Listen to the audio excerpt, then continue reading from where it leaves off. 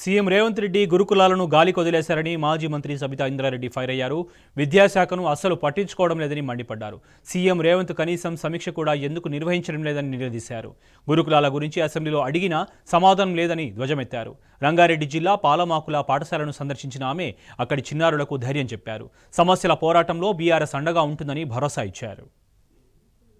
ముఖ్యమంత్రి గారు రేవంత్ రెడ్డి గారు మాట్లాడుతున్నప్పుడు ప్రతిసారి చెప్తుంటారు కేసీఆర్ గారు నిశాన చేర్పేస్తున్నారు. గురుకులము అనగానే కేసీఆర్ గారు నిశాన కనిపిస్తున్నట్టుంది.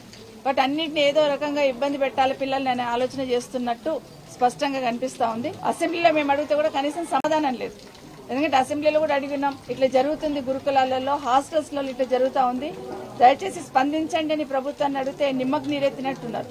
పిల్లలే పసికూనలు అన్యం పుణ్యం తెలియని వాళ్ళు రోడ్డు మీదకి వచ్చారంటే ఎంత బాధ ఉంటే వాళ్ళు రోడ్డు మీదకి వచ్చి ఉంటారు. దయచేసి అర్థం చేసుకోమని కోరుతా ఉన్నాను.